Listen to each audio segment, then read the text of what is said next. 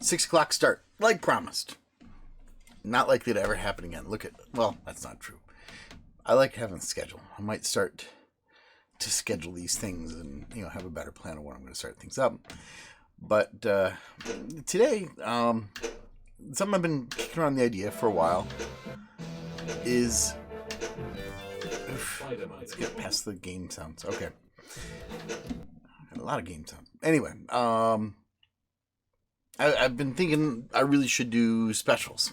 And I was trying to figure out what to do. And I started digging around. I found a whole bunch of birthdays for pinball designers. Early December, packed full of birthdays. But today, it's Brian Eddy's birthday. And I'm going to start off saying, for years I heard it as Brian Eddy. I called him Brian Eddy as a result, but from what I understand, it really is Brian Eddy. Somebody can feel free to correct me if they want. Anyway, I've never actually met the man, but definitely love a number of the games he's worked on. So, I'm just going to get right into this. I really haven't rehearsed much, and I'm going to apologize up front. I'm not as much of a pinball historian as I thought I was. So I've done some poking around online, collected some tidbits here and there. And anyway, I'm talking enough. Let's jump right in with Brian Eddy's introduction to Bally. Started with System 11 was a thing. And he did the software on Pool Sharks as his first game. I don't know. I had disabled the DMD there. I'm sorry it came back on. Whatever. Anyway, I'm not going to worry about it too much. I think the front end is what's doing that. Anyway, always something with these virtual pinball machines. So anyway, Pool Sharks. Brian Eddy got his introduction doing the software with this game by Tony Kramer. It was released in early 1990. And... what was it? They didn't make a lot of these. This isn't a game you're going to see very often. They only made like 2,200 of them, considering like a month later, Roller Games came out. Less than a month after this was on the ground, you had Roller Games, and that had the TV tie-in, multi-ball. But I still think this is an overlooked gem. Considering it's only a one-ball game.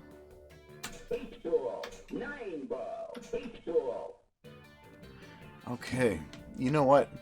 I had this all set up earlier, and now it's kind of gone wonky on me. My wallpaper. You know what? I'm gonna bail on this clever pinball front end, and I'm gonna do it manual starts on the games because the front end is obviously changing how things are running. So we're going to jump down here to Pool Sharks.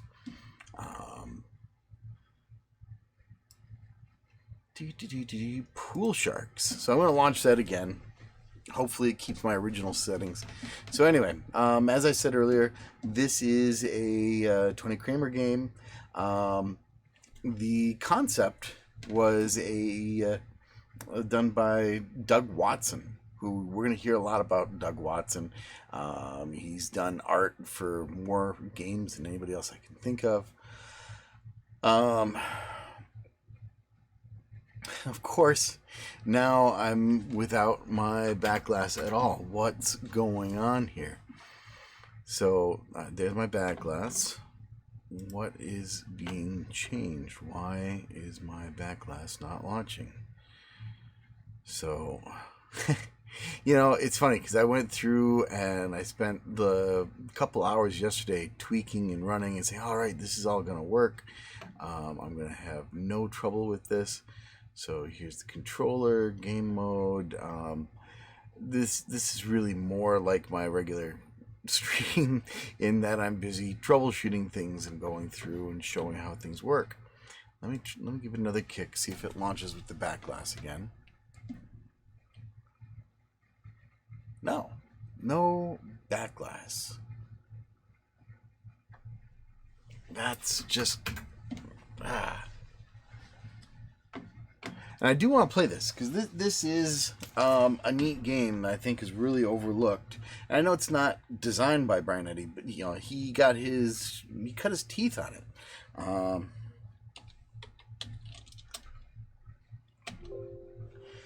It's not even. So how did the beat? It's like it changed the script.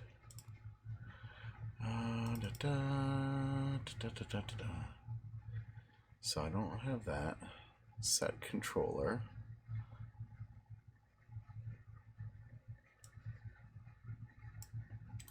Just take me another moment here. I'm pretty fast at this. So we're gonna find.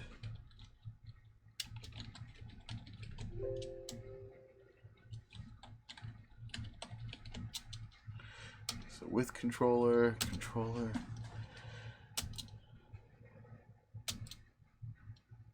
Switch. Huh.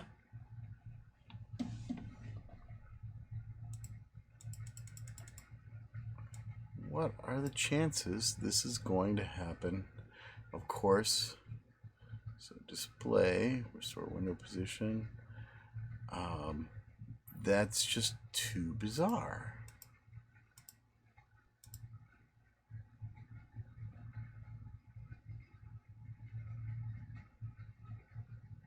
I mean, it kept my fast flips enabled. That's, you know, pretty basic. Use VPDMD, hidden, and all the way to the bottom. Well, ain't that a kick in the head? Same file name.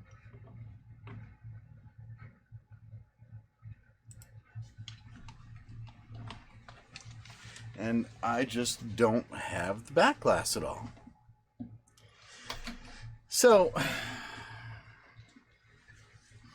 yeah, I know there's. I've been looking for something to get me away from the Pinball X front end to try the Pinup Popper front end. This is what it's going to need to be. I may as well play a quick game. So there's neat things that happen on the backglass that I was going to show you. There's 3 sharks that light up. Originally, the speakers were up above at the top of the head, and you know, you got your 3 sharks to go after. You've got the Great Whitey, Hammerhead, and oh come on, I can see it somewhere. Where is he? And Tiger Shark. So Tiger Shark is relatively easy to get. He's the 3 rollovers at the top. You know, and those 3 rollovers at the top have been used for so many games. Now, Great Whitey is a matter of finishing the rack. Now, the rack is tied to the drop targets. They're not really numbered. Oh, come on, I can do this. So now I have to get the 8 ball.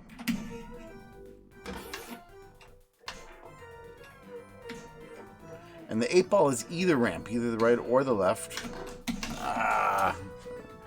I'm so distracted by not having the backglass that it's like So yeah, and the only thing that's changed is that I launched it through my front end that I'm done with now. That was the last straw for it. So I've got the trick shot lit right now, which is relatively easy. There we go. 3 million points. You can't see it because my backglass isn't working right now. But you notice that in the lane going up on the right side, I've got Great Whitey is lit now. Now, the one I have the most trouble with is actually Hammerhead. He is these 3 targets over to the right. There's one of them. 2.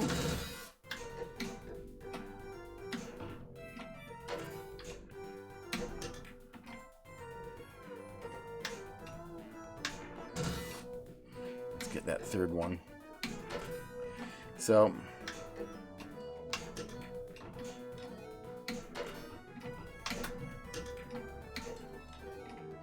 and you'll notice that the rack has started over again. The H is tied to the number 1. There we go. And there's the hammerhead. So now my Q, which usually isn't worth it, but it's worth twice the number of points after you finish that bank. So it becomes worth the points to go after. So let's... Now, there's no mode going, so this is going to give me a random award, which I can't see because there's no backglass running. You know, I should just... So, okay. So, anyway, I just finished all 3... finished all 3 sharks and choked going for the jackpot. So, it's a simple game. There's no multi-ball. You're just finishing pool shots. You're... getting the sharks, going for the jackpot, going for the trick shot. It's a fun little game. And anyway, it was a good first project. Don't want that. For Brian Eddy. So after that, he moved on to probably one of my... This is one of my most influential games. Or I should say biggest influence on me as a pinball player. It's Funhouse. This is, in my opinion, one of Pat Lawler's best games ever designed. I mean, they made over 10,000 of them. And it's interesting because the credits, if you go online, you'll see that Brian Eddy is credited with the software. Okay, so my backglasses are totally borked right now.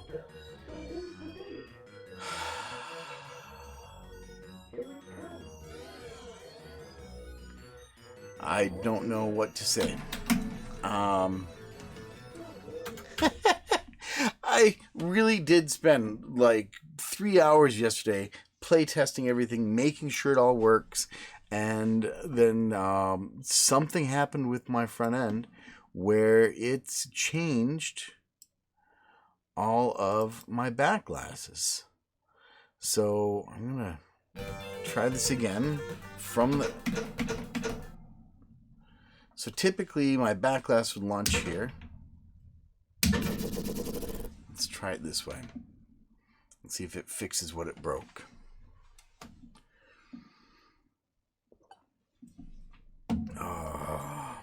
Anyway, yeah. What about this? You got the voice of Ed Boon here. Wow, is this ever so broken? So, yeah, it's one of those days. I'm pretty sure that the problem I'm running into here is the Pinball X. So anyway, I'm gonna keep on my whole thread being mostly derailed. Yeah, this game is special to me because it came out in 1990 when I was first in my competitive pinball phase. I was a flunky for Tim Arnold. I think that's the best way to say it. Friend, we did public access TV together, and I helped him carry on games. He took me to the tournaments as a way of having manual labor to load up the truck and, you know, keep him company. It was cool. So I through Tim I got to go, and because of who Tim, you know, even back then he was fairly well known. He got me into a dinner where I got to meet Pat Lawler, and he walked me through this game. and taught me the shots. Can I do this blind? Nope. Yeah. I mean, this thing was amazing. I played so much of this game. But from what I understand, Brian Eddy's involvement with it was programming the flashing lights and maybe some of the sound effects. But really, that's it. I'm going to bail on that. Get us a little bit further. I was playing this next game a little bit earlier. And where are we at? 91, February. Machine Bride of Pinball, which I used to think was a great game. I used to just love this thing. I was like, oh, Machine Bride of Pinball. You got the DMD, you've got the Pinbot Legacy, got the sexy robot art, kind of echoing Hajime Suriyama. Let's do this. Okay, so the DMD games are going to work a lot better here. So I got us past the... So, anyway, this one... Oh, I've got to calibrate the head. So this one really was Brian Eddy all about the software. This game, it's like... Brian Eddy got to work with some of the top designers, one after the other. This one was John Trudeau with Python.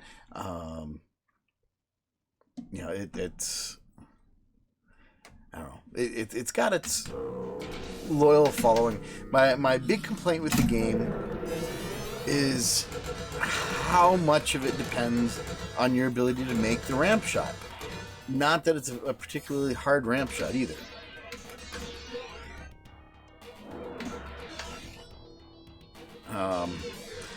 And I mean, I give it to Trudeau that, he came up with some unique ideas. He was always trying different things.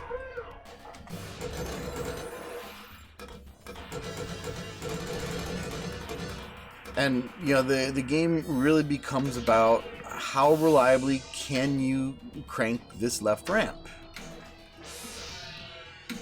And if you're playing like me, you're not going to hit it at all. But I've played plenty of these games where you do get dialed in and you can crank it. And one of my friends and I had a billion point-a-thon. And the two of us were both really good at the one particular setup in the arcade. Am I off on this? I'm pretty sure this is a Trudeau game. Yeah. So, design team is Python, Dr. Flash, Brian Eddy. But yeah, according to my research, it was Trudeau.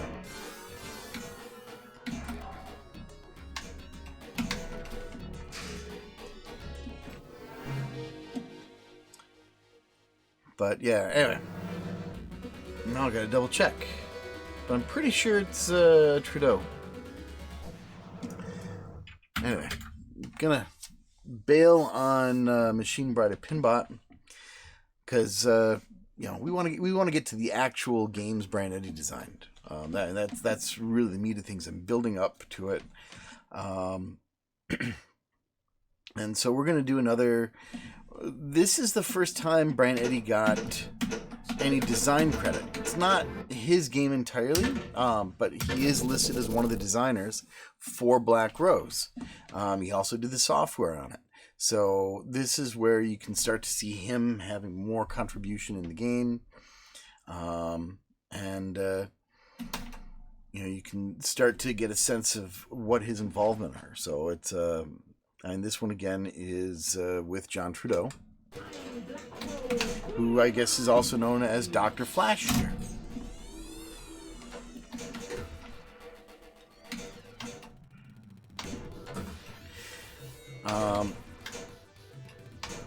This one's kind of interesting because it's got the video games into it. And those absolutely are Brian Eddy. I mean, that's his contribution is the video mode, and giving us actually pretty decent video modes as far as some of the games go.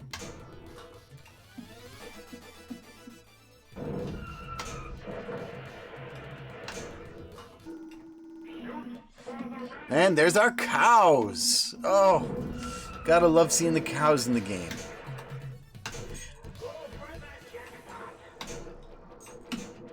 I have always been a fan of the cows.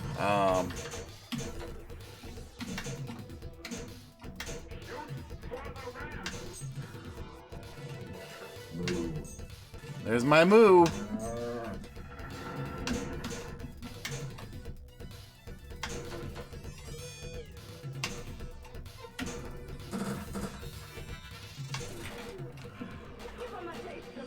Okay. I'm always off on that. I have yet to actually make my cannon shot.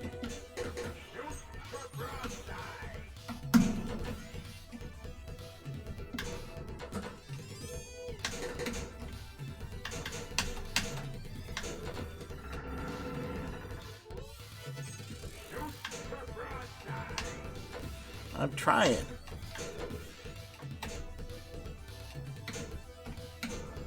There we go.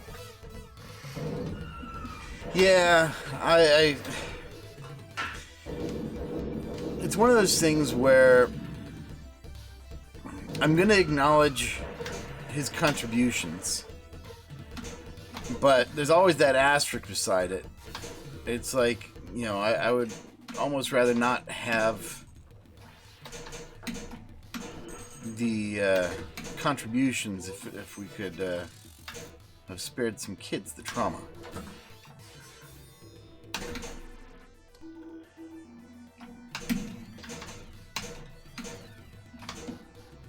So, anyway, this is where you can really start to see some of Brian Eddy's influence showing up in the game. Press fire to land on the ship for an extra ball. I think I've done this once. Twice now. Okay.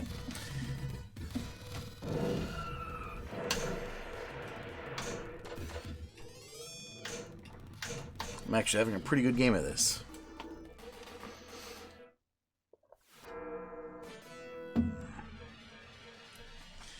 You know what? I'm going to finish it off. Let's finish this. Skill shot opens the plunger. Let's do the ball locks. I'm still on ball 1.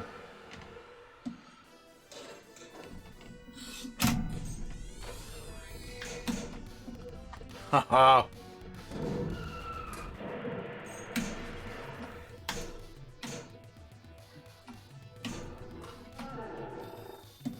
Treasure. Yar.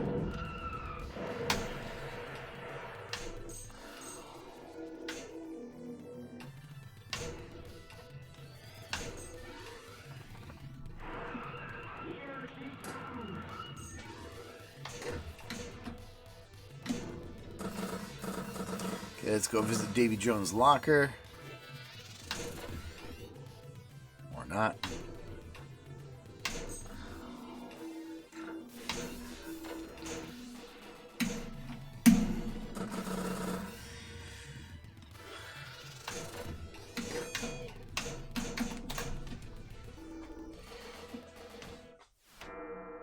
So anyway, moving into the whole DMD era, this is quite the unique game.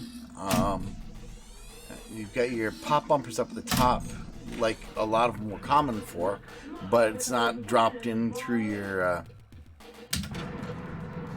Nope, still can't hit it.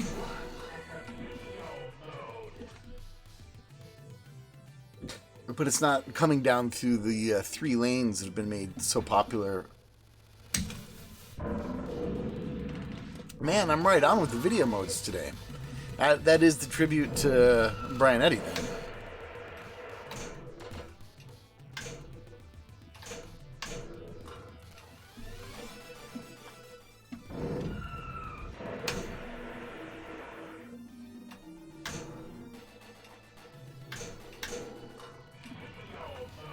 another video mode. Okay.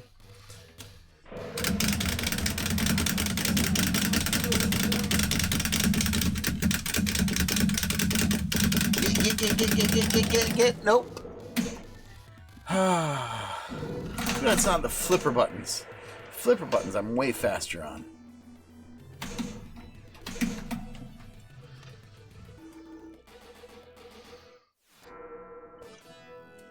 Yeah, smacking the button fast is not my idea of a fun game. Okay, let's see how I do this. Boom. So, I've got one shot left. Ha! Okay. Anyway, 40 million. Not an amazing game. I mean, it was all on the first ball. I haven't played it that much, so this is actually one of the higher scores.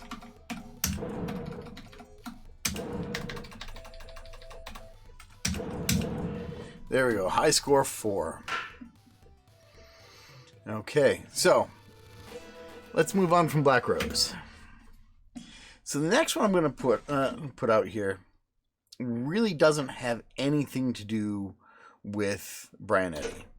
I'm including it partially because I love it, and partially because Brian Eddy has said this game absolutely influenced the design of his first big game. So we're going to take a look at the shots and remind ourselves how this flows. And I'm not going to play a full game, but I love this game. This is car theme, Steve Ritchie. I'm going to point out artwork is by Doug Watson again.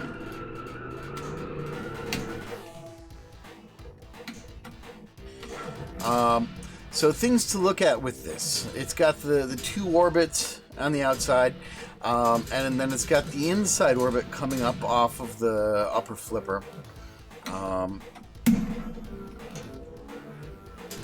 You've got a captive ball, a saucer, not captive ball, a saucer off to the right for the tunnel, right by that orbit, and then a ramp. For me, a big part of what makes this game is just the overall flow of it. You can sit and play. I can play this for hours, and I don't get tired. I know it's people who've watched for a while have seen that I go back to this. This is my this is one of my go-to games when I just want to sit and play some casual pinball and have a good time.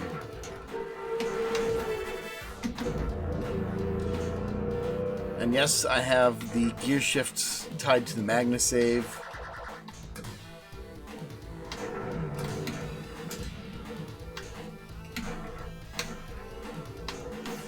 So and there's that inside orbit.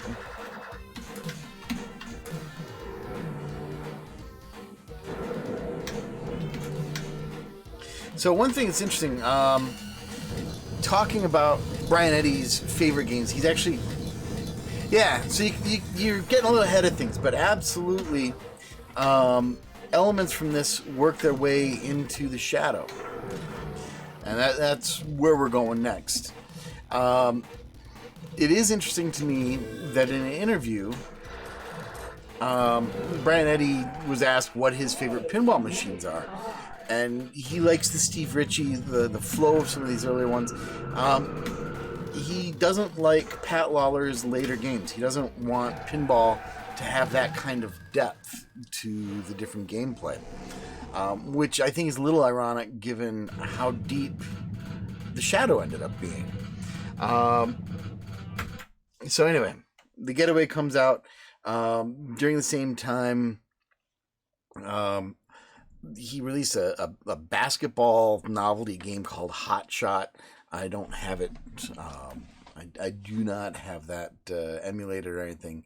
But if you're ever out and you see the basketball game, Brian Eddy was working on the software for that to make it happen. What else? And so Indiana Jones is the last game that Brian Eddy worked on before getting his big break as a full designer. So here, he had some of the concept. He definitely did do the software. Again, on the playfield, we got Doug Watson doing the artwork here. This one's kind of fun. It's got the pinup popper backglass, so you get the video backglass is nice.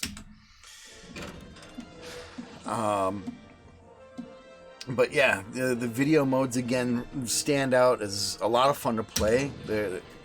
I do notice that the games that Brian Eddy worked on for software have some of the better video modes coming up in the games.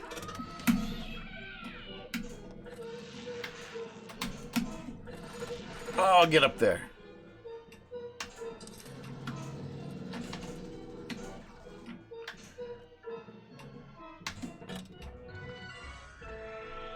But again, if you look at the design of this game, you're going to see the fan layout here.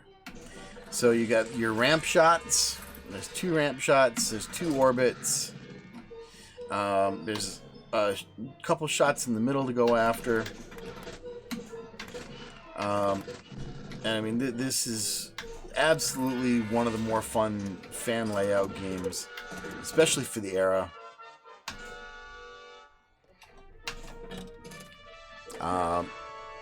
And Mark Ritchie is a fantastic designer as well. Oh, I was almost there. Come on, I can do this. Capture the ball.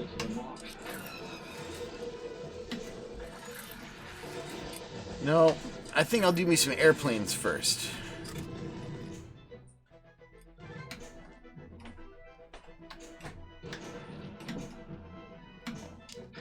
There we go.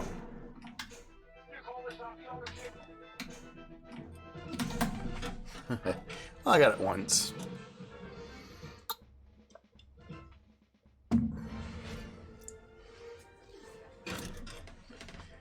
Okay, not bad for ball 1. Let's see, I've only got 1 lane lit so far.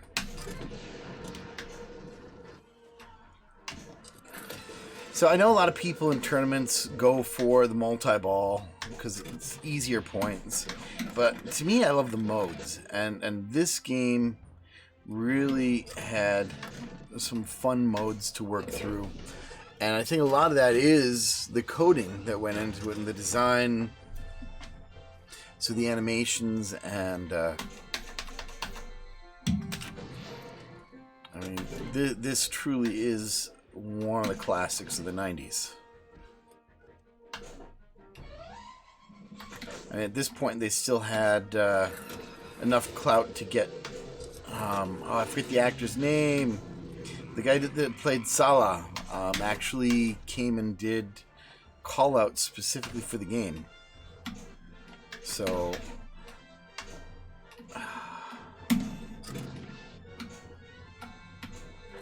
anyway, I'm just enjoying this as I always do. There you go. Super Jack. There you go. John Rhys Davies.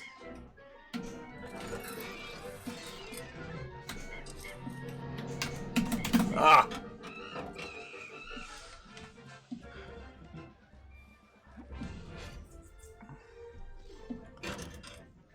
So, anyway, I'm going to finish this off there because the next one is the exciting one. Arguably one of my least favorite backglasses, where I'm really happy. So that backglass, I don't ever want to have Alec Baldwin looking off, ready to flip the bird off at me. I think that they could have done a lot better with that backglass. Some of the fan-made versions are good. This one is one of the videos. But yeah, so this is it. This is the breakthrough game for Brian Eddy. You can see the influence from the Getaway, and he's acknowledged it. He's like, I love the Getaway. You got your orbits, you got that upper flipper going for the inner loop, but then he added to it. He added so much, and what's incredible is you read about him developing this game and the toys they had planned for it. He said he threw everything at it he could, expecting things to be taken back because he knew that it never happened. So the original design actually had. So you think about the trolls from Medieval Madness. He actually had coming out sideways. What are they called? Statues, basically. So you had bash toys that would pop out in one of the early prototypes. Again, that was expensive, but look at the toys that got left into this. It's got this cool upper playfield. It's got diverters on the ramps. It's got one of the neatest ball locks of any pinball machine ever made. It's got 2 saucers to trap the balls into. I've had enough time talking about it. I'm going to play it. Love this game. Oh, yeah, that's right. Doesn't use a plunger. It uses the launch button. Yeah. I love... Oh, I almost had it. 1, 2... It's funny. I love these ramp diverters so much that I neglect most of the rest of the game gameplay. I'm like, oh, diverters. That's what I want to do. I love the flow of those ramps.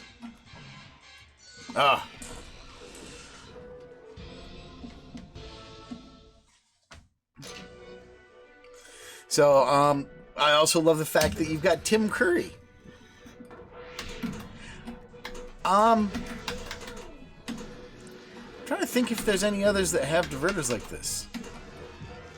Not manually controlled that I can think of. Come on. Get the sked up now! Oh, man, I can't hit anything. Happen chokes a lot.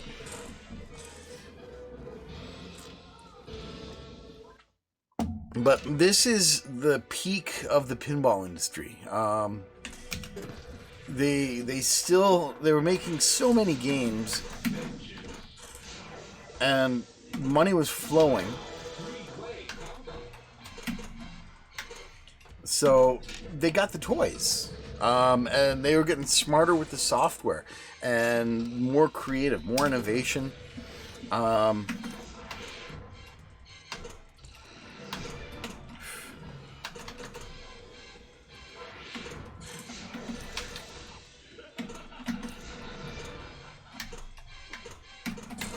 Oh, man.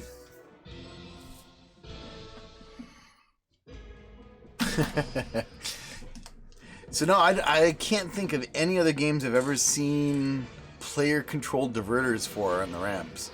That makes... I didn't even hit the ramp. I gotta play this again. I'm so busy fanboying out over this game that I'm just totally neglecting my gameplay. So what should I work on? Let me do a multi-ball. Let's focus on the ball locks. But that ball lock is so cool. You watch that ball kind of hang there.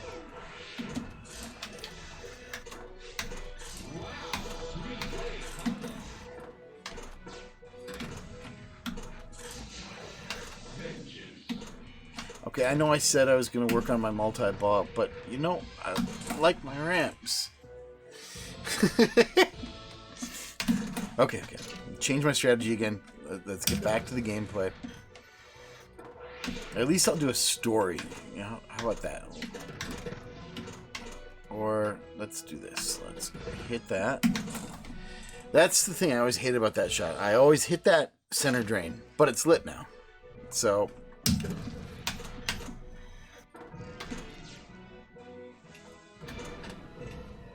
here we go.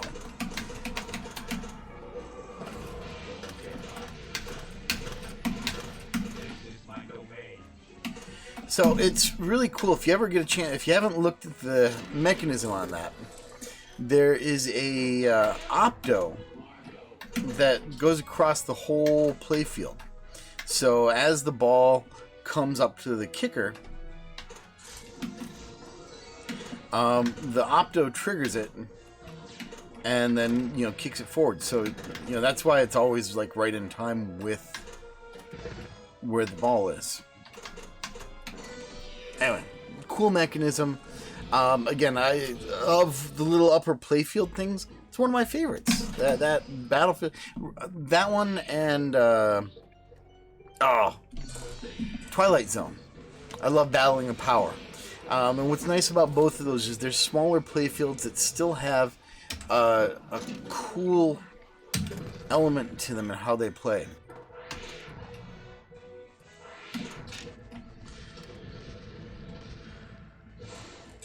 So, there are other games with ramp diverters, but not that the players get to control.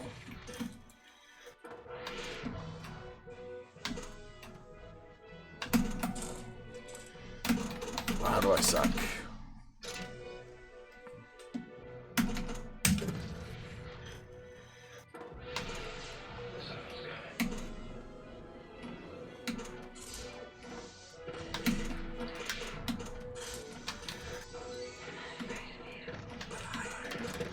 So it's funny because my buddy got this machine, and I helped him set it up, and I was playing, and I'm like, I love playing this game, and I was like, you know what? These movie quotes are awesome. I love the use of the movie quotes in there. So I went and made my wife sit and watch the movie with me again. I'm like, oh, you got Tim Curry in there, you got Alec Baldwin, you know. How does it go wrong? Well, I don't know how, but it does. Truly, I mean, they were hoping for the next Batman.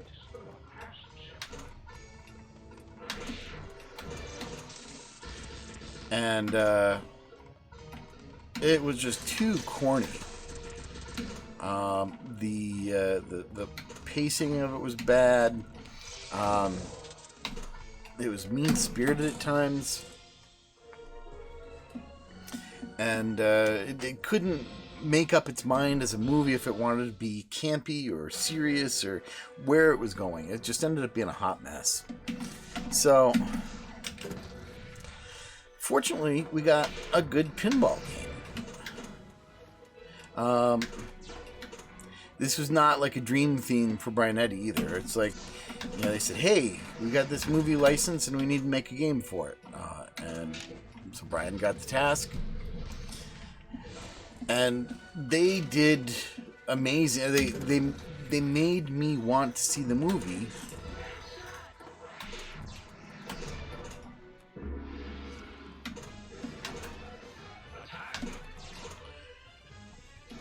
And I think that's definitely a sign of success. Wow.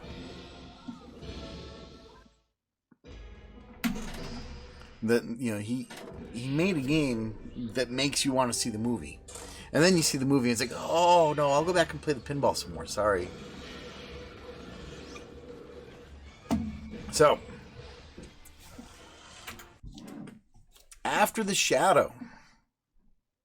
By all means, successful game. I don't know anybody who says, oh, I hate to play the Shadow. These diverters are stupid, or the ball lock bores me, or it's too much like, Getaway. Like, no, he took the Getaway, which is a great game, and he built on it and made something new that's awesome. Totally amazing first game. So, after that, he went and worked on the software for Johnny Mnemonic.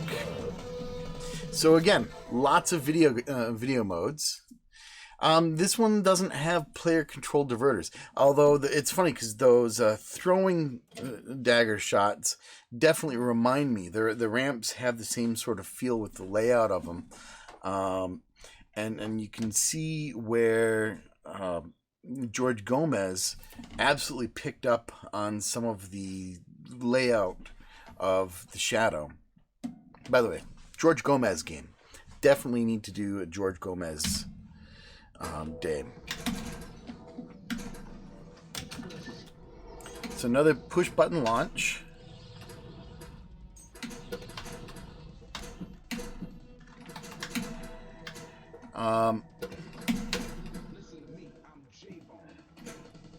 One of the things I do like about the shadow over this is the cross playfield shot.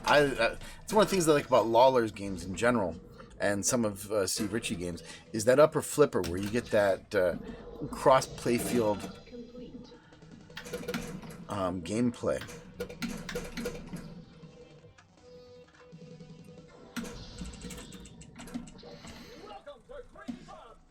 So the hand is a cool toy.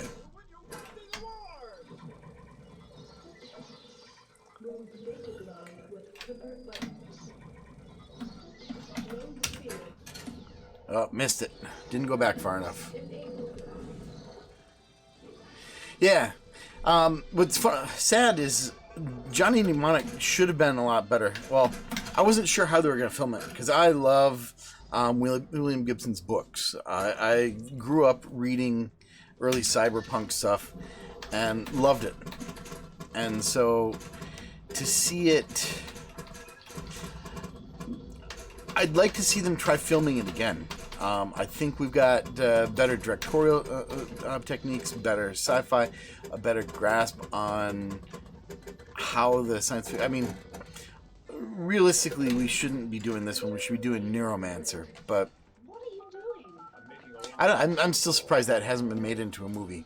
You get Neuromancer or... so many of William Gibson's books could stand to be a movie. Yeah, let me see if I can do this. Remember to go back all the way. Oop. And I missed again. 2 balls locked.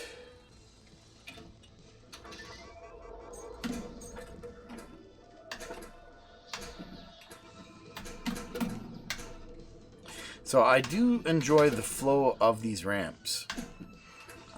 The way they feed back, and you can sit and just crank one then the other. Of course, when you're playing well, you can do that. So, anyway. From here, you come to what is widely considered his big hit. Attack from Mars. So, a lot of people say, oh, yeah, he was copying Mars Attacks, which is based on the old Topps card. But in reality, he loved the old campy sci-fi movies of the 50s, and there was some influence from the Topps trading cards. But if you look at the design of the aliens were actually more of I'm trying to remember the name of the movie. But yeah, so anyway, it was not actually supposed to. They just got lucky with the timing of Mars Attacks. That was a happy coincidence. Things that changed with this from the early prototypes. The aliens, which I love, the forearms bouncing up and down rubber, very effective. The original ones were string toys, where a solenoid would release them and they would go limp and stand up. And if you ever play with those push-button string toys, they're a lot of fun. Problem is the strings broke, so they couldn't do that. The UFO at the back was originally a bash toy on a telescoping arm. They just couldn't make that work economically and reliably. But what a cool thing. Imagine that spaceship coming out over the playfield, similar to the crane in Batman, or what else has the crane, or the Slimer. Definitely would have been cool to see that out there. The smaller spaceships were drilled out for LEDs to go in the holes around the outside. There's actually kits you can get to do that. That was the original thing. Just expensive to do and really didn't add that much to the gameplay. I have definitely seen people with those added in. But this is one of the best uses of the fan layout there is. The game is straightforward, not a ton of depth. but there's enough to it that you're not, finishing it is a big deal. I have managed to become dictator of the universe once. And the thrill of that was so much fun. When you get you get into the zone. But the call-outs on this are a hoot. The artwork just flows. There's no question what you're doing with the game. Everything about it is intuitive.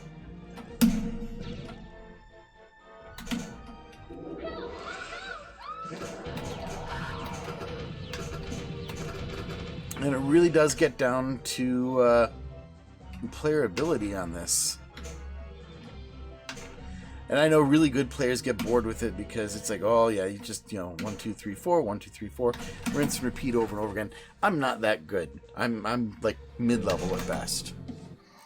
So for me, this is another brilliant game.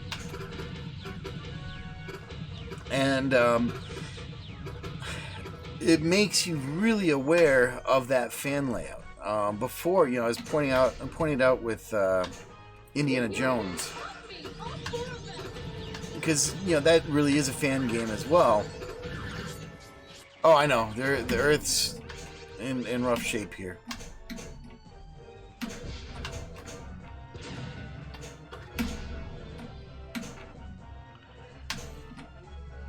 Okay, I'm on ball 3 already. This is one of those games where it's funny.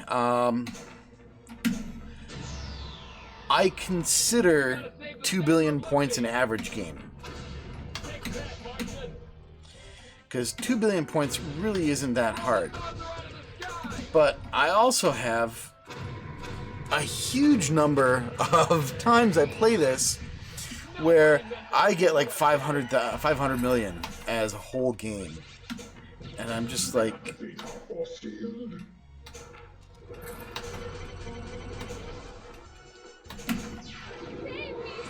Come on. Get the troops ready.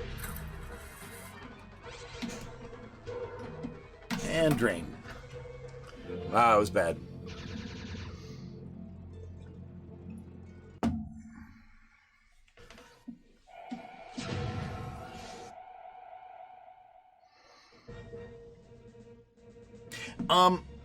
It's funny because I've been trying to figure out exactly what it is about the remake that not even the virtual, but the remake is definitely less satisfying to play than the originals were. I don't know if it's the coils or if there's like some subtle geometry thing that's different. But when I play, even at Pinburg, and I'm playing the Pinburg one, it was hard, but it was more fun. There's some...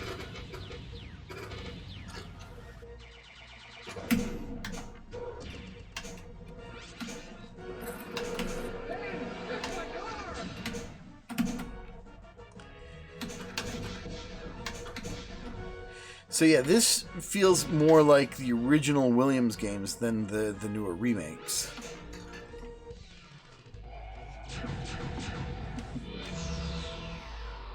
We must save the Brandenburger Tor.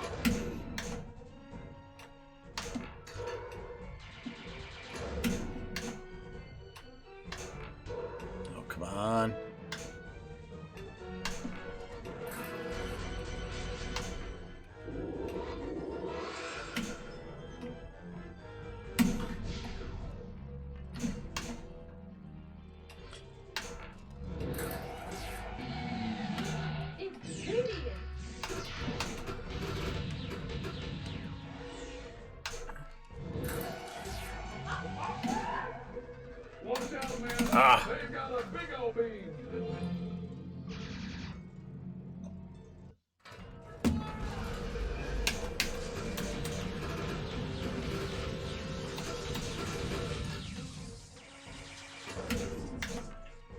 Yep.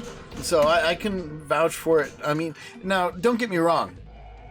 I'm not going to turn my nose up at one of the remakes. I'm not going to say, oh, it's not the original.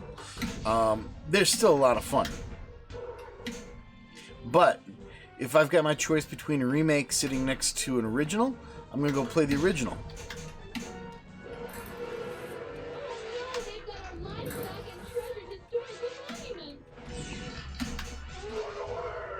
Okay, you know, I'm going to go for that ramp and see if I can do the double. Oh.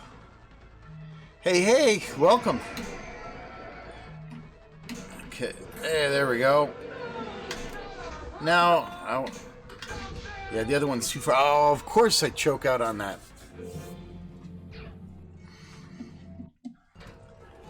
Okay, so ball 3, I don't have any balls locked. I have the attack mode, and I've only got the 3 orbits to do before I get the total annihilation.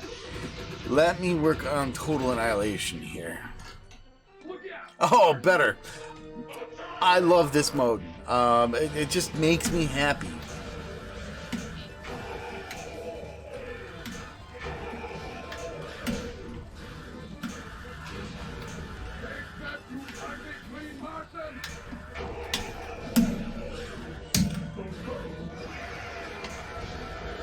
Now, sometimes if you've got a... what I just tried doing was hitting the launch. There we go. I got him.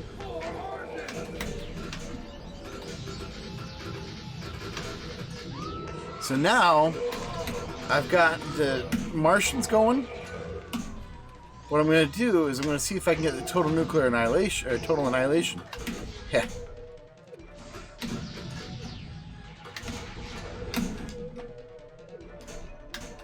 Which means I have to hit that left orbit 2 more times. There we go. Total annihilation. So now I get more balls to bash on the Martians with.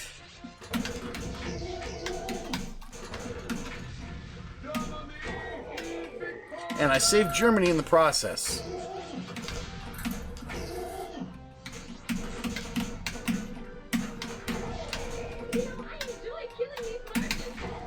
I really do. So, with the total annihilation, you're supposed to be doing your ramps and orbits, but I just tried to keep the balls bouncing around and beat up on the aliens. Oh.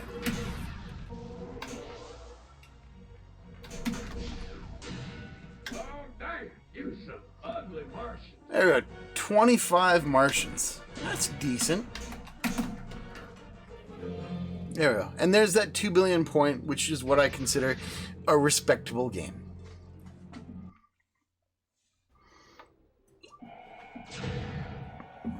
Yeah, so the strobe is a random that you get out of the mystery hole. So yeah, it's you just got to pepper that to get it. Anyway, great game. Absolutely love AFM. And again, Doug Watson artwork. You know that man. Oh, by the way, Doug Watson, the artist, did the voices of the Martians in the game. So that's kind of fun. Yeah. Anyway, hard to go wrong with Attack from Mars.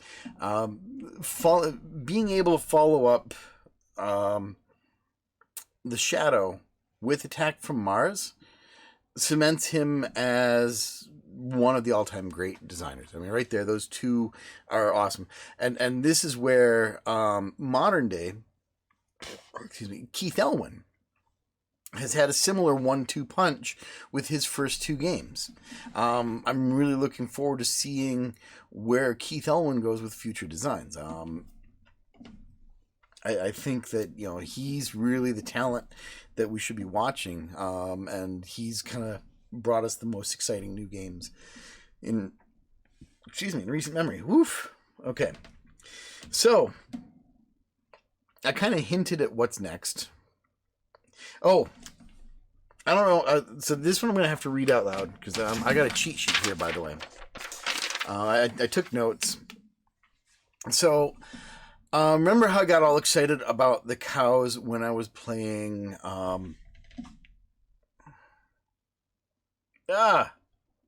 it was Black Rose. Black Rose was the cows. So there is a cow video mode in Attack from Mars. So what you have to do is, let's see, you shoot your ball up the big O beam. So that's the one on the left, the ramp on the left, to get your total annihilation. So if you do that, and you have to press the launch button if you hear a cow moo when you're doing that. So if you're going up the big O beam and you hear your cow moo, smack that launch button, and then the next time you get the video mode, you're gonna replace all those spaceships with cows. So yeah. So anyway, I love the whole cow thing, anyway, I won't get into Doho. That's another whole. I should do just a whole cow episode where I chase some of my favorite cow modes in some of the games. But anyway, from here we got more toys,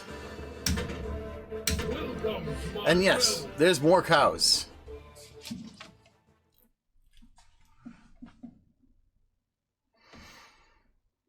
So yeah, Medieval Madness, another brilliant game. So this is kind of where this is the last of the classic pinball machines that Brian Eddy did. It famously has Tina Fey doing some of the voices in there. Who else? And so the art in this one, instead of being Doug, is a new artist. This is Greg Freres. Anyway, and the artist also does the voice of the trolls and the joust announcer. So that's kind of fun.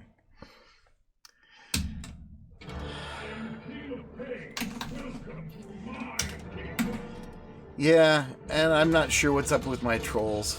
You know what? The trolls are fun. I find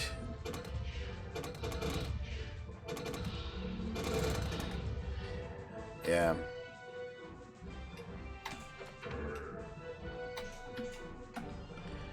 So, given my choice between this or Attack from Mars, I mean, this has got a better toy. It's got more story going on, but I want to play Attack from Mars. I like the cleaner artwork of the playfield.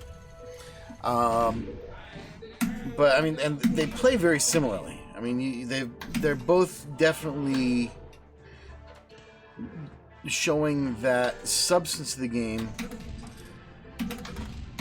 is more important. You got having good artwork, having good sound, having a good theme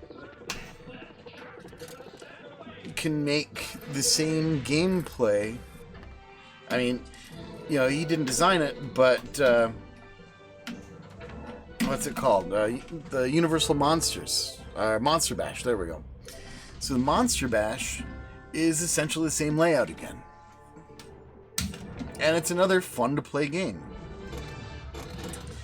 But that goes back to the callouts, the artwork, the theme, and how fun the shots are to make. So, okay, let's see the cow.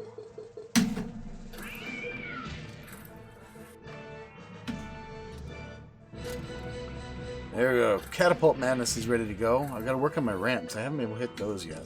There's my one ramp.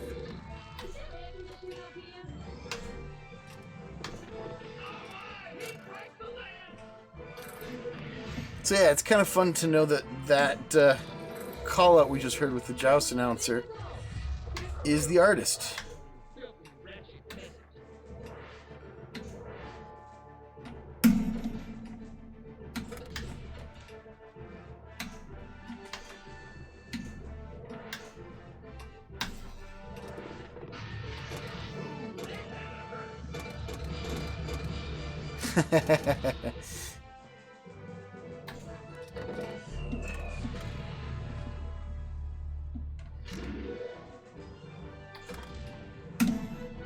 And I do like Monster Bash as well.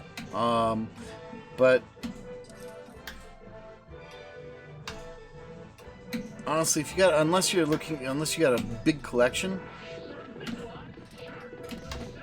I think you'd only want one of the three. And then which one of the three you want is a lot of personal opinion. I think it's gonna be what theme attracts you the most.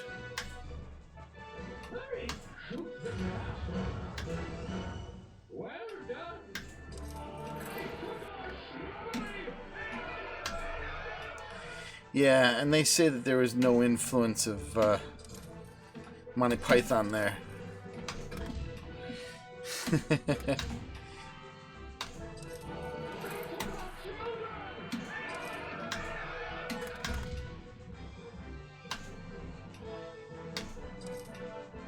Oh, come on.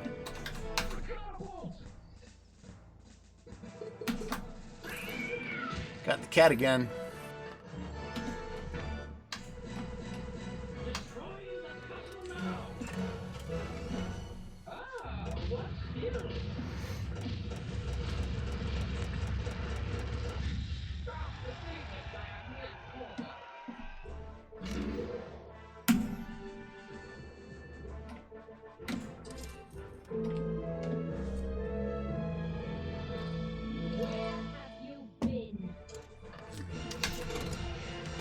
Okay, so I only have the Peasant Madness to light up.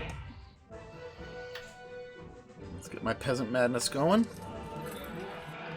And Merlin. I don't do the trolls for the madness.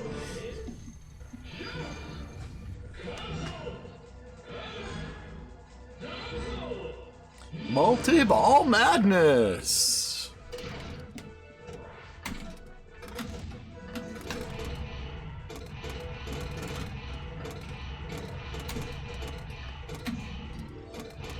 Come on, let's hit at least one jackpot here. There's a jackpot. Another jackpot. Another jackpot.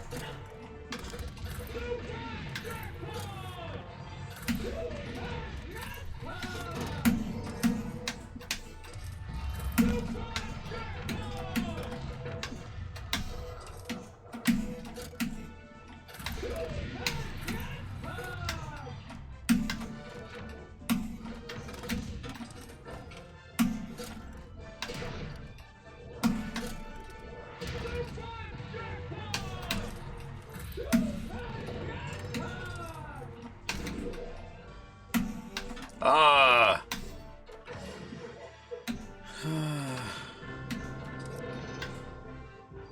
8.5, that's not horrible.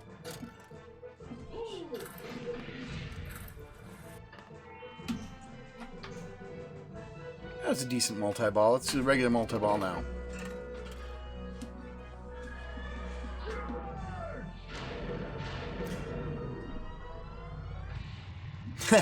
So apparently Brian Eddy says he wanted the castle to blow up even more than that, but again, working with the tolerances they had, and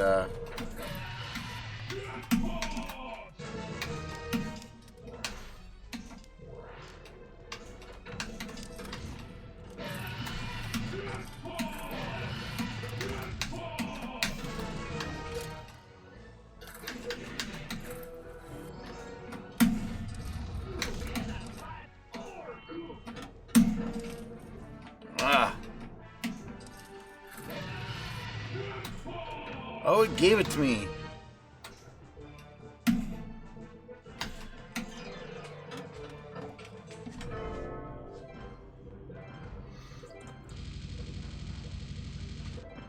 That's a bonus. And that's all without the trolls.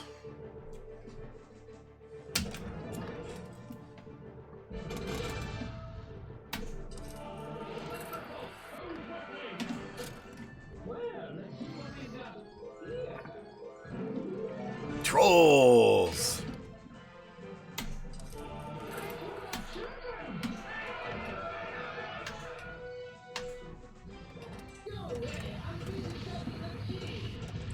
So I have never managed to finish the King of Pain. I've done 5 of the castles, but I always have trouble with center shots in games.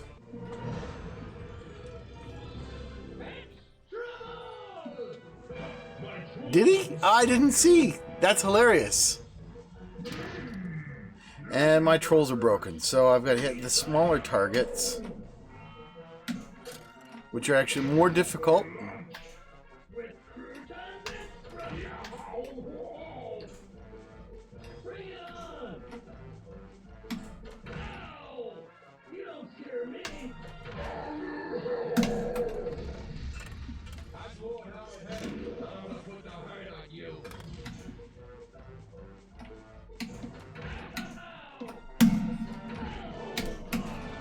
Hey, I got my trolls.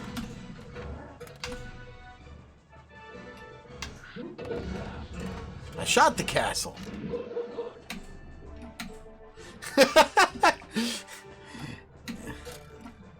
So this is a fan-made reproduction of the game. This is not a commercial product, and so there's some bugs in the system. Come on.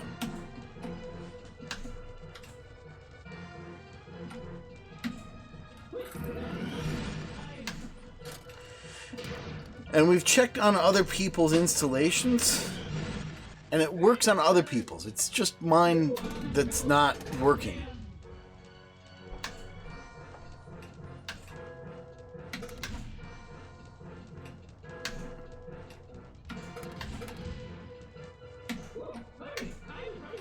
Yeah, I know. I'm not good at time modes. I choke under pressure.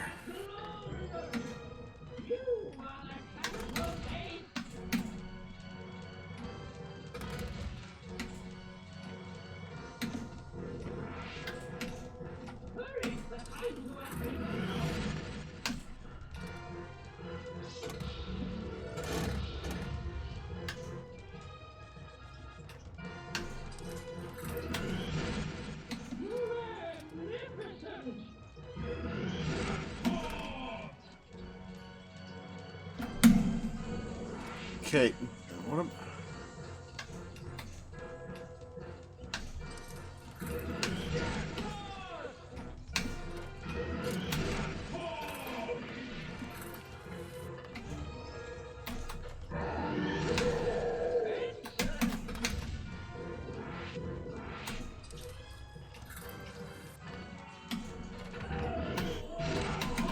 Oh, and he chokes out of the last shot.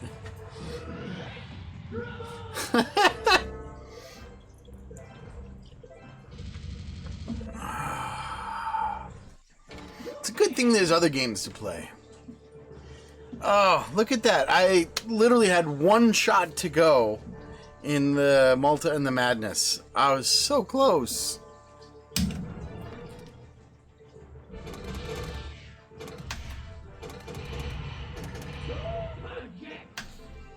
Stupid jets. What?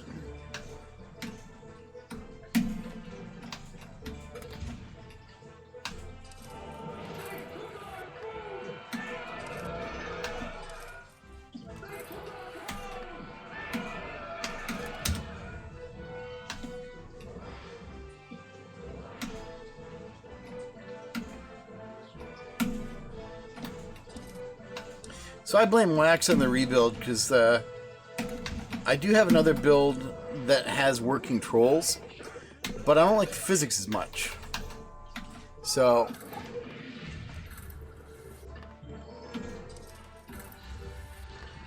I will continue to live without the pop-up trolls in favor of gameplay overall.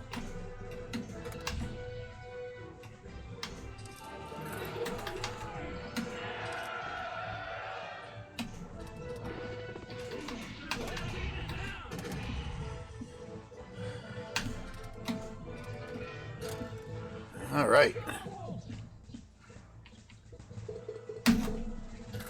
Get him with that bowling ball.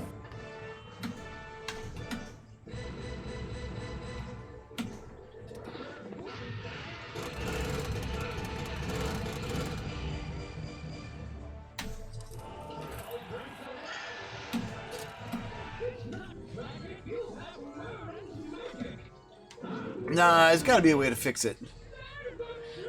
I don't know this video mode. Destroy the falcons before any children are taken. Okay, so it's huh.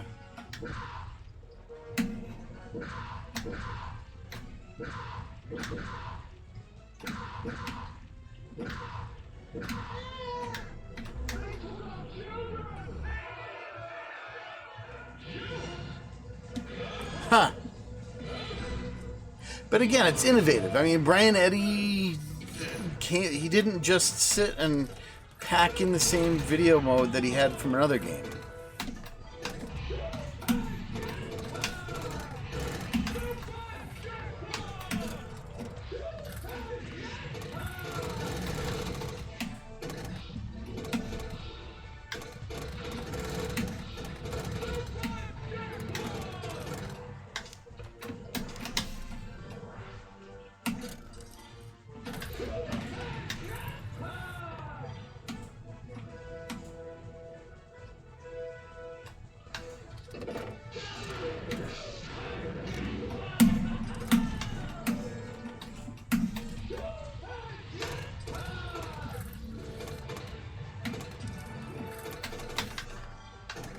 I do find the over-the-top super jackpot over and over and over again.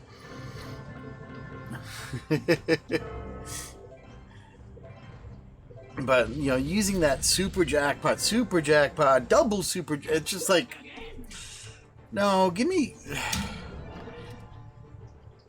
I don't know, find something other than jackpot to call it.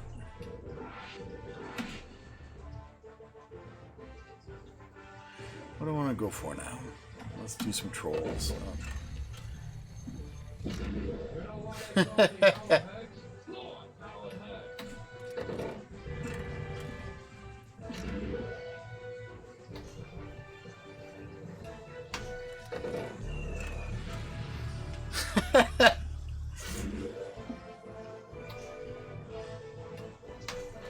get the feeling I'm being oppressed.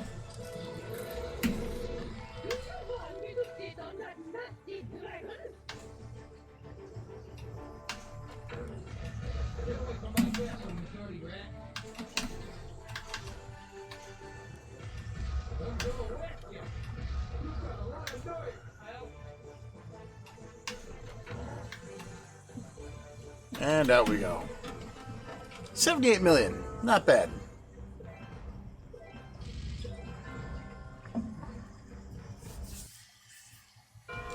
So, the next game after this might catch people as a bit of surprise.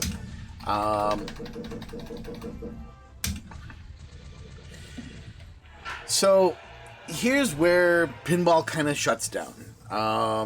This was really one of the last great games. We got our System 2000 nonsense that came out after this, which I think had a lot of promise, but it was just a little too different, a little too weird, and poorly timed.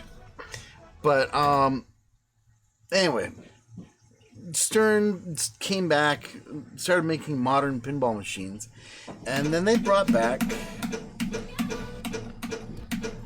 Steve Ritchie. Now here's something kind of cool. This has no design, no software, no bells and whistles by Brian Eddy. But take a look at this fan layout. Take a look at how there's the lock here. Take a look at the orbits. Take a look at the inside ramps. Take a look at the bash, and then you got your flipper. Steve Ritchie very clearly admits that he wanted to capture some of the magic that Brian Eddy had at the end of the 90s. And so I think we brought it back into a full circle, because you look at how we started with The Getaway, influencing influencing Brian Eddy's designs, and now we get... Oh, come on. Why are you not playing?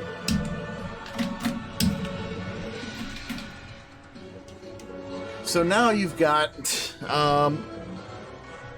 Steve Ritchie being influenced by Brian Eddy.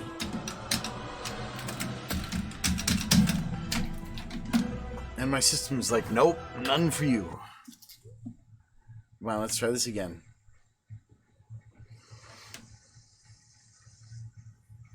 Gotta love it when things work how they're supposed to. Launch the game again. So, anyway, 2007, Pinball comes out. Now, I should rewind a bit. You know what? I am going to rewind a bit, especially if this doesn't let me play. Yeah. So, you know what? Oh, I can't even escape out of it.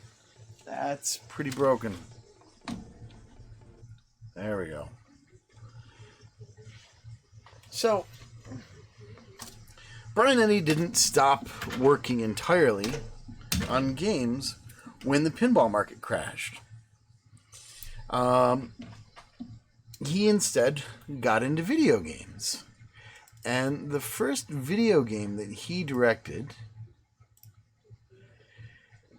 Let's see if I can do this. Here we go, and... I hope I got the sound sorted on this. Fingers crossed. So this is Brian Eddy's first full video game. 2001, Arctic Thunder. This was made as an arcade game. This was ported to the PlayStation 2, which is what I'm emulating here. No save mode or anything. But how's this looking? I pulled it off. Cool. Okay. So, let's just do a race. One player. And you got these fun characters. Oh, I gotta collect points if I want to unlock those. That means having a game save. I think Ponzo is a good choice. So the Lost Himalayan City. And enjoy Brian Eddy's game Arctic Thunder from 2001.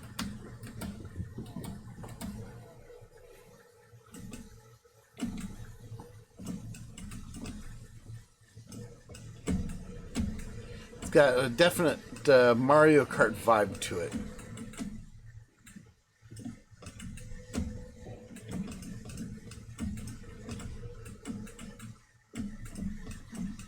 Oh, that's not a way to go.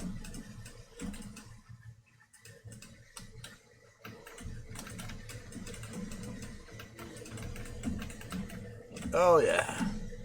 Combat video games. So anyway, it's good to know Brian had some work, and you know, for 2001 this wasn't bad.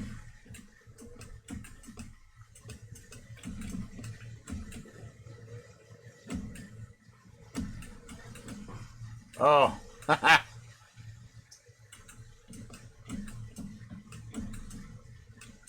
So this didn't turn out to be a big commercial success or anything. It wasn't bad. It made money. It was set up in the arcade. I remember seeing it in the arcade once or twice.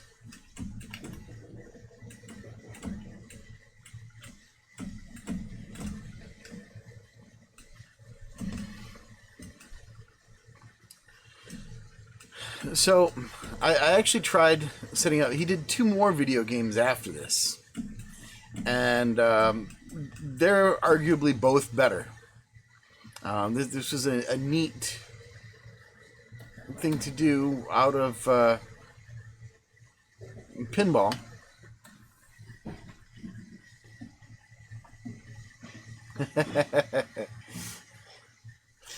So... from here, he went on and did a game called Psyops, which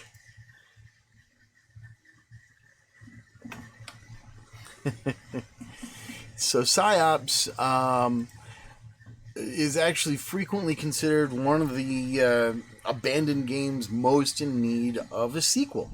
It has similar mechanics to whatever the Star Wars. I'm not a big video game person. I pay attention a little bit, but Anyway, what's cool is he used psionic abilities in a third-person shooter type game with some neat use of puzzles, some good storytelling, and it's interesting because I've read interviews where he had to deal with the change of going from a team of 8 or 9 people working on a pinball machine to spending 2 years working with a team of 50 to make a video game. Now, the last video game he made was the same year that Steve Ritchie did Spider-Man. So 2007, I'm going to start it this way. So 2007, while Steve Ritchie was working on Spider-Man, Brian Eddy worked with movie director John Woo, one of my favorite Hong Kong directors, and Chow Yun-fat to bring back Detective Tequila, who is Chow Yun-fat's character from Hard Boiled. Great movie. If you've not seen it, I would totally recommend hunting down the pre-Hollywood John Woo movies.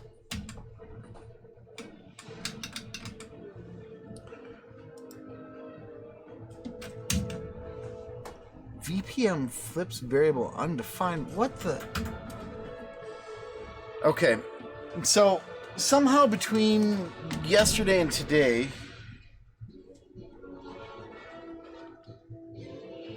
everything stopped working. I mean, regular.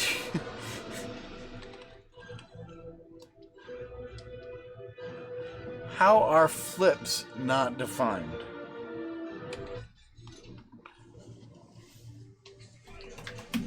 There's my flips. Okay. I persevered. Again, not a commercial product. I'm willing to put up with some shenanigans to get this to play. So anyway, so Stranglehold is actually a pretty neat video game, and I've got it over on my other system. Really? Oh, my bad. Thank you. I forgot to change. It's all better now, right? Right.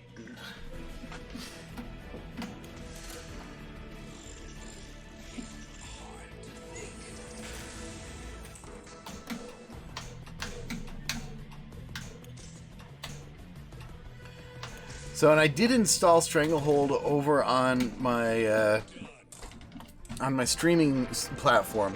You can get it for just $10 at GOG, Good Old Games, and it's actually a pretty cool game. But my streaming rig can either stream or play the game. It's not a. All my machines are built from spare parts around here.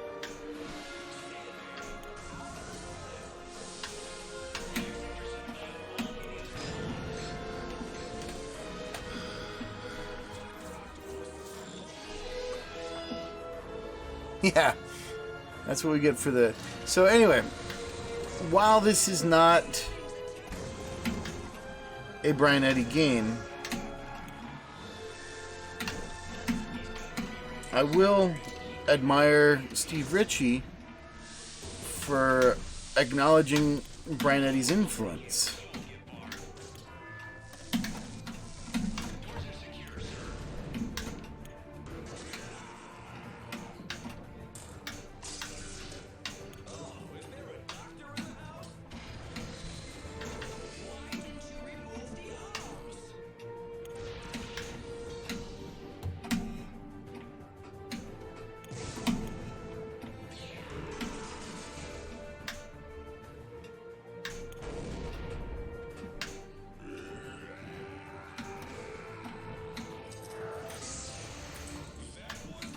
So I'm not sure what Brian Eddy did for the next 8 years. 10 years, really. So 10 years, between finishing Stranglehold in 2007 and then coming back into Stern in 2017.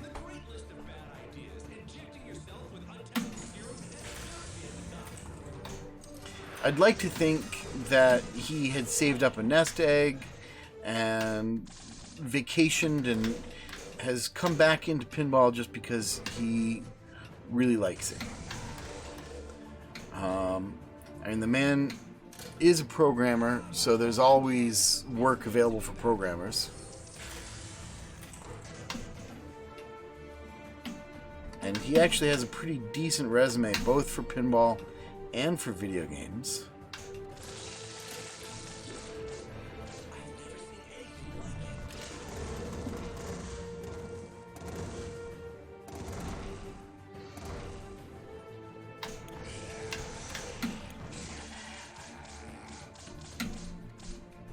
Which leaves us with his return to pinball. Which, we don't have Stranger Things reproduced. None of the newer Spike games are available digitally yet. Eventually, someday it will be, but, you know, who knows when that time will be. And I remember going to Toronto to play Stranger Things. And I'm like, you know what? It's a fan layout. How bad can the fan layout be? And so the fan layout for the one that I played on was set up poorly. And I blame a lot of this on modern Stern quality control more than the game design. Because the one I was playing, every time I hit that left orbit, the ball would dump around and then it would bounce off the top of the right sling and then go out the left drain, and it was no fun. It was just not a fun to play game. So my initial impression of Stranger Things was the fan layout was broken. I'm glad that I was able to play it in Michigan. The guy... It's funny. So, Red, the guy who set up pinball machines back in the 90s that I played on, is still working there. And he's still tweaking things, and he knows how to set a game up right. And he took the time to make sure all the geometry was right. He loosened the post, tightened things back down. He didn't simply set up the game and level it and say go. He actually goes through the game and makes sure the shots work. He replaced the ramp so that you could hit the Gorgon, the Demogorgon. It's a fun game. It's not a great game.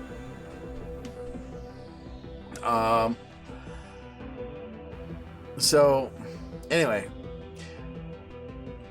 we do have Stranger Things made by Scotty Wick. This is not the Brian Eddy game. This is Scotty Wick's. This was really the game that made me want to have Pinup Player on my machine. I was like, I have to have Pinup Player. I have to see these videos. I have to see what visual pinball can do. I would have been happier. Oh, jeez. I would have been happier if the pinball machine, if Brian Eddy's game was more like this. Again, you know, here we've got a fan layout. This is kind of neat. We've got two ramps on the left. There's our orbit, but the orbit doesn't feed all the way. The orbit always feeds into the pops. You know, you got a scoop there on the right. That's a pretty standard but well implemented toy.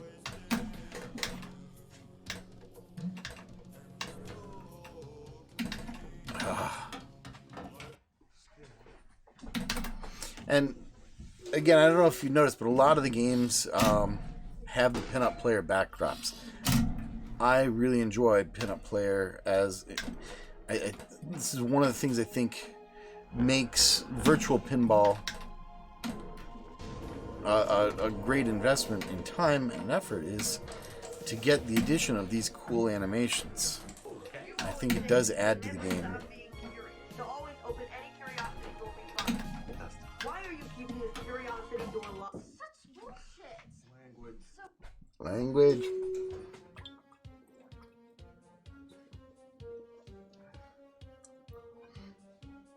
So I'm curious who you talk to that says they love how Munsters plays.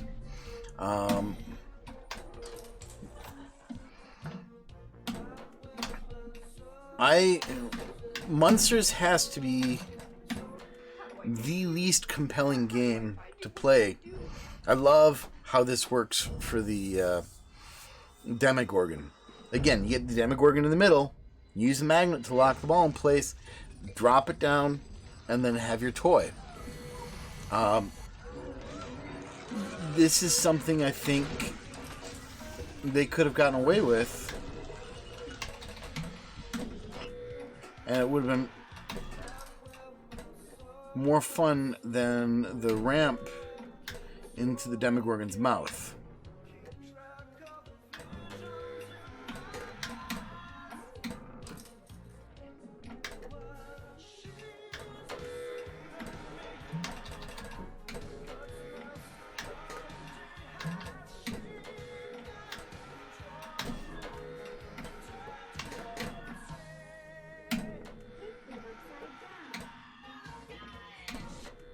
There we go.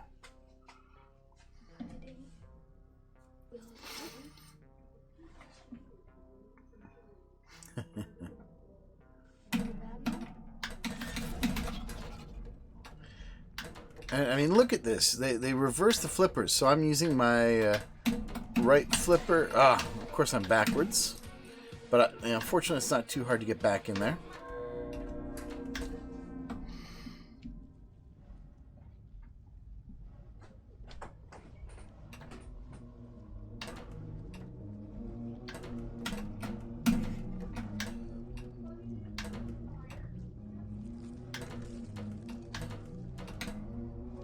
Okay, I can do this. Let's just see if I can. This escape shot's the one I have the most trouble with.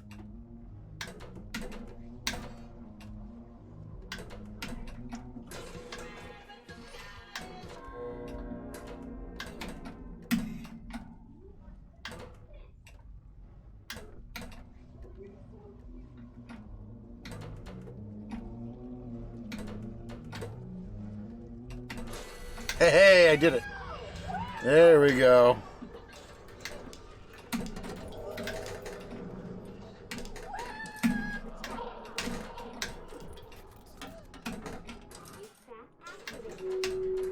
So,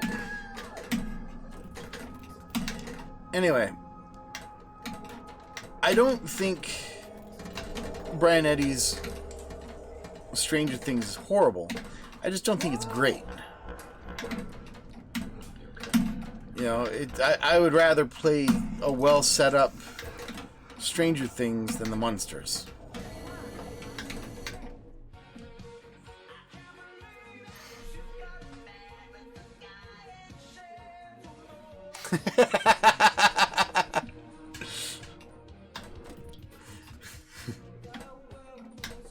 Oh, come on. I like Pirates of the Caribbean.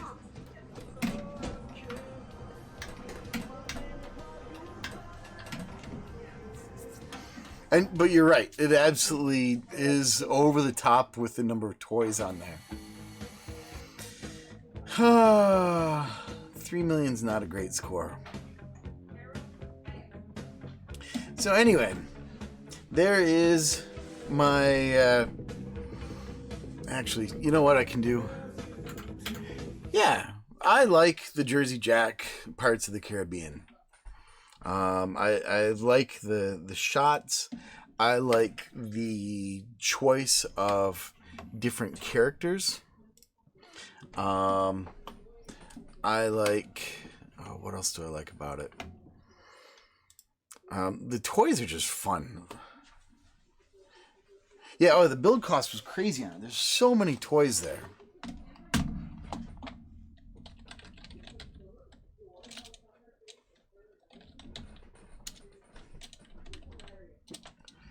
So let's. So here is. I may as well jump back here. I'm streaming somebody else's stream. That's kind of bad. Oh yeah, and that whole spinning disc thing. But check it out. So that is Chow Yun Fat in the video game. The story absolutely feels, you get the sense of the John Woo. The gameplay has him sliding along, and it puts everything into bullet time. Yeah, these are very much 2007 graphics. It'd be fun to see an update on this. So that's awesome. So thanks, Donkey Kong. That's hilarious. I'm gonna have to make some sort of subscriber rewards. But so yeah, so see how the game slows down and you get to do the shooting and yeah,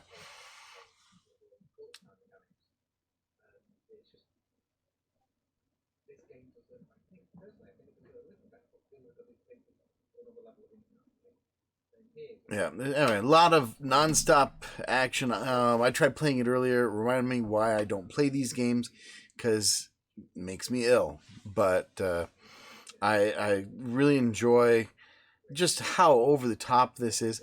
Jump onto the cart. Let's see if he does. He does the cart, and then you're. Oh, look at this! So riding along on the cart, shooting, and you get the bullet time. Oh. So anyway. This is probably the last great thing that I saw Brian Eddy do, was direct this. And I really wonder what it was like working with John Woo. How much interaction did he have with them? I'm curious, how much did he get to meet Chow Yun Fat? I have like serious fanboy stuff going on there. Oh, and we get the juvenile, yeah, anyway. So that lets you see Stranglehold. And the other, I may as well show PsyOps.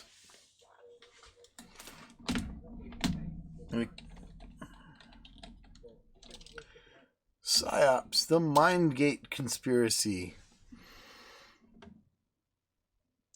So,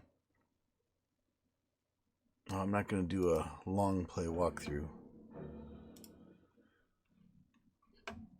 I'll just jump into this. So, and this game is from 2004.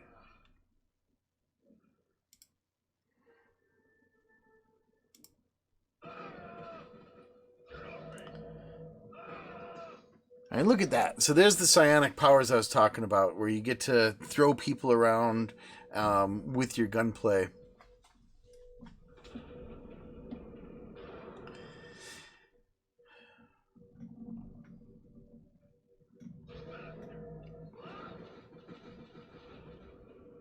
Oh, see, I disagree. I've played a lot. My buddy's got the Pirates of the Caribbean, and when we go to his house, Pirates is one of the ones we play more than any of the others right now.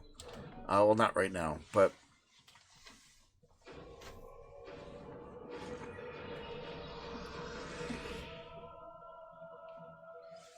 remote view. See, now this is like innovative gameplay. We could absolutely stand for an updated version of this.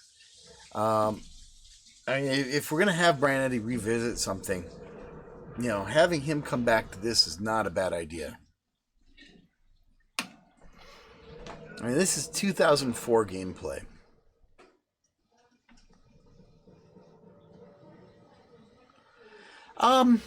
There's only a couple areas where the ball gets visually obscured, and I'm okay with it when it's on an inside orbit, and that's really where the ball gets lost, is that inside orbit. Okay. Yeah, boom. We'll ditch that. And I may as well, I'm going to go back to AFM because I enjoy that. I really wish I knew why everything decided to go sour when I'm like running this particular tribute episode. You know, I actually think I prefer the Shadow. I don't know. It's hard to say. They're both so much fun. Okay.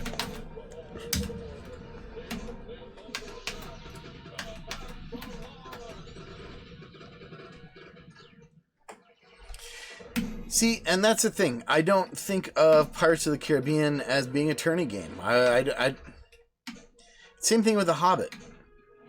I think different pinball machines have different purposes. Thank you. I always forget to...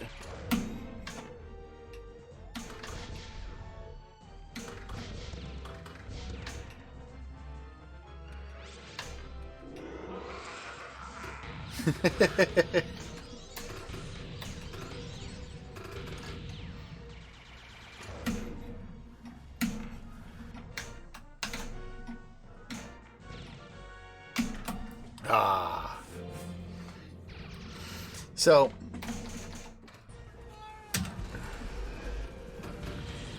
and this is where I look at what the game is designed for.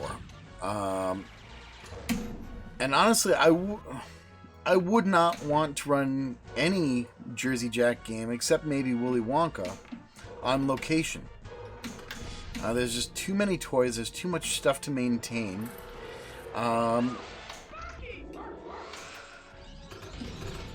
Hey, welcome back.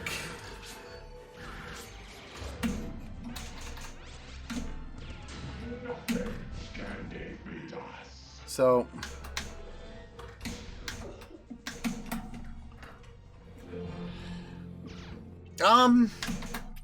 I don't know. So, as an operator, I don't know that I'd want to put Dialed In out on location.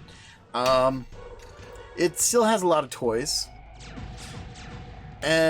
But it doesn't have the player draw. I mean, it draws serious pinball players because people know who Pat Lawler is, and they might even be familiar with.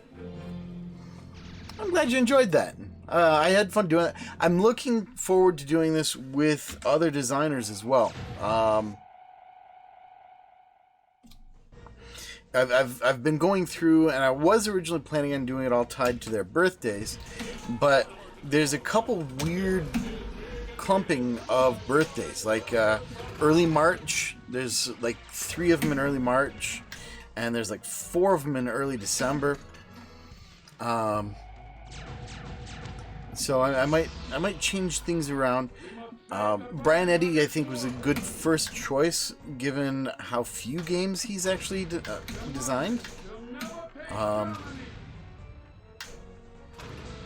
was able to get into, some of his, non-design work. And if any of you do know Brian Eddy, wish him a happy birthday from me today.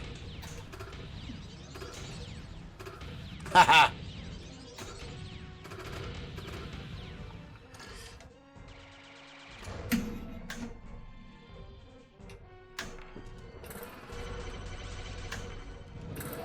Yeah, I haven't seen the Mystery Castle yet. That's,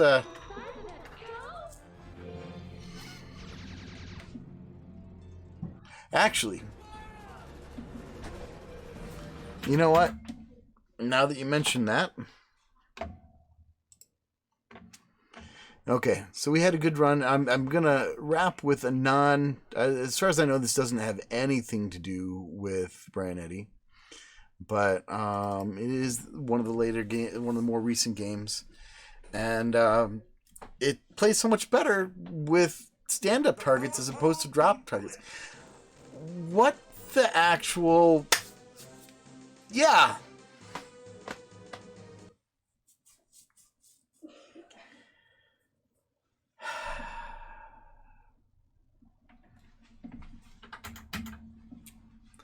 I think I know. So, B2S man forever. So yeah, all my games from now on are all just going to be pup games. B2S is done. Here, let me do my B2S setup. So that's the right screen there. Playfield width, height. Good.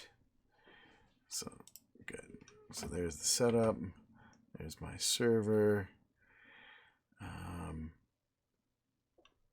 And then here's my table settings. So if I edit that, so there's my hide things. So anyway, let's hope that just re-registering makes the difference. Suppose we flip.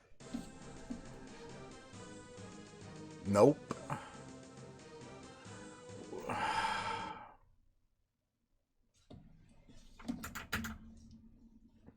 Let's say it's because it launched incorrectly when it loaded first. So I'll close that. Is there error log? So that's from February, so that's not an issue. Server register app. Everything is fine. It's registered. It's fine. Please do not start this way. Okay, I won't. Batman Forever. Let's try this again.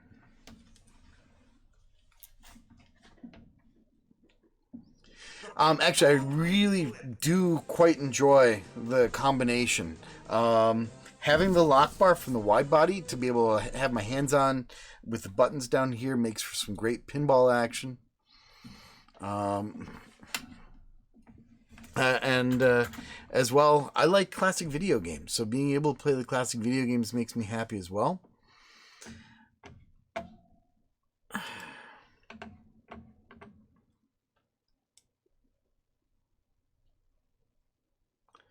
So this started giving me grief after I tried setting up the games in Pinball X. Yeah, well, yeah, I see that. It's putting it on the wrong screen. vPinMain shouldn't have anything to do with it. Why am I looking here? What? I play actually I play all of them on the playfield. Originally I was trying to do the verticals on the playfield and then the horizontals on the backglass, but the playfield is actually wider than my backglass. I'm using like the free hand-me-down monitor, which is why it's got the 4:3 aspect ratio. You think just waiting for it's what I need to do, huh? I'd probably have to reboot, but then I'm going to lose everything. What else is there here? So let's do the setup one more time. So here's display 3. I'm going to change it to display 2, which is my DMD display. And then I'm going to do the setup one more time, change that to display 3, get the same, let's save that. Let's play Bad Girls, something with a B2S. This is just one of the best backglasses of all time that you can't see because B2S has gone mental on me.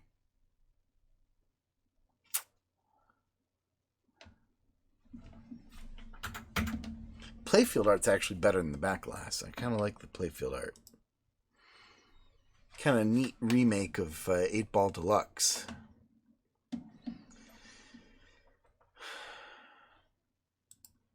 You know, I'm going to try one more thing here.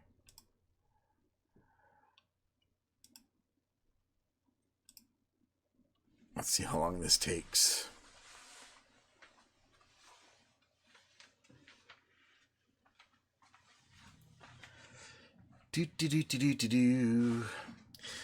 So anyway, I'm glad you guys liked it. If there's I started looking at who I was going to do next, if I was going to focus on the artist. I hadn't realized how much work Doug Watson did. I kind of want to just go through and do a big Doug Watson special now. He worked on so many games. I mean, he did The Getaway, he did Quicksilver, he did Barracuda, Black Knight 2000, Flight 2000, Demolition Man. There's so many things that he's worked on that it's just like, okay, dude, you're a part. And honestly, before starting to do the research for this episode, I didn't know his name. I feel like I should have. I really should know the name of Doug Watson, and so I'm making sure I'm gonna, say it and share him, because it takes a team to build a pinball machine. Okay, and then it's doing the weird point of view thing. Where's my cursor? There's my cursor.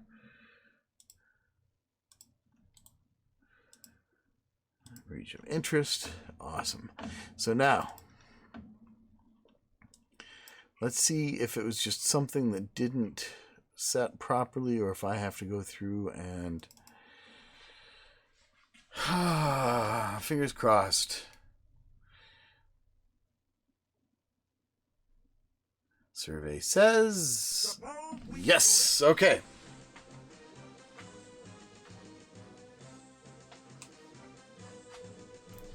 Sometimes a reboot is all it takes. Ha! And I went into the game settings, and I turned off the simple mode, so I don't have to deal with that anymore. Although the way I'm playing right now looks like I could use that. So this is interesting because the Batcave shot, you have to hit it on the fly. You can't hit it from the trap. It doesn't get enough inertia going to get back into that lock.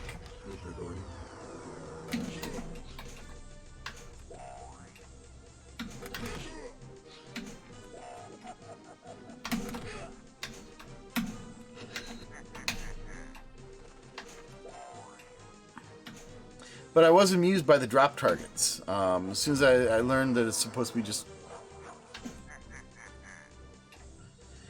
Well, that could be one of those cabinet desktop mode differences. That side ramp is extremely difficult to hit. I have hit it, but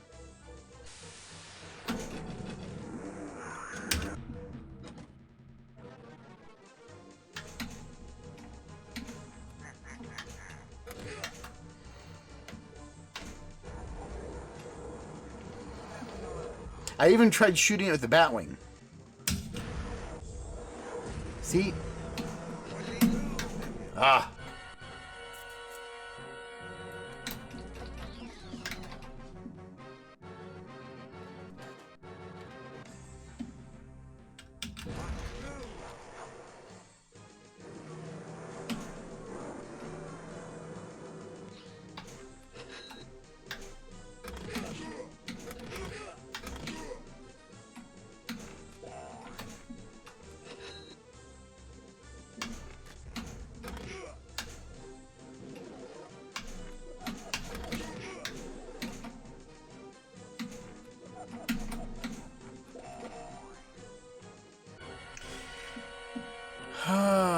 Would have loved to center post there. Okay, that's sad and pathetic. So I've realized that the first halfway decent... Oh, that was only ball 2. Okay.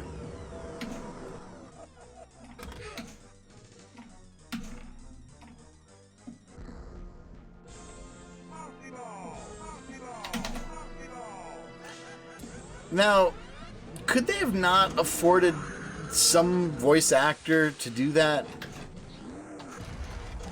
Was that what they really wanted to go for? Is multi-ball, that's...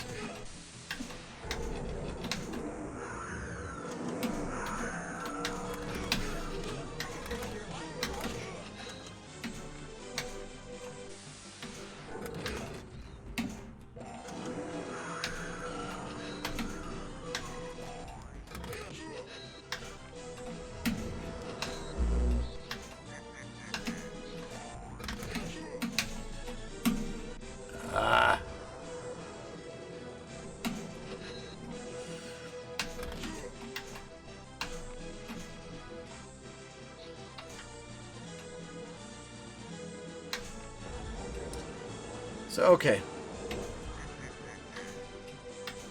So there's clearly something that wasn't running right.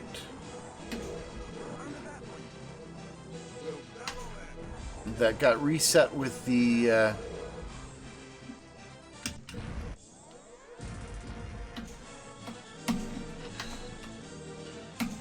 that got reset. I'm still gonna... I think I'm gonna blame Pinball X for that, because it's been doing weird things with the backglasses lately. Freeze, ball save.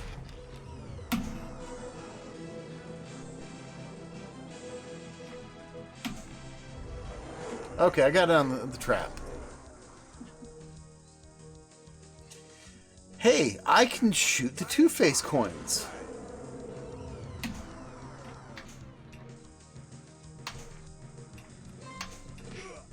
If I can keep the ball in play.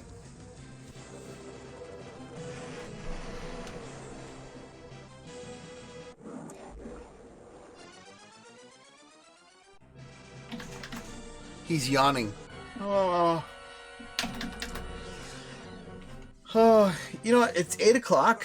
That makes for a 2-hour show, and there's other people online streaming pinball now too. So, I really appreciate y'all tuning in. It's been a good chat, and it sounds like I should do more designer tribute days. So look forward to them. I'll try to schedule, and if you drop me, stop into the Discord channel. You can leave recommendations. If you know birthdays, well, I've actually got most of the birthdays figured out, but I don't think I'm going to go that way.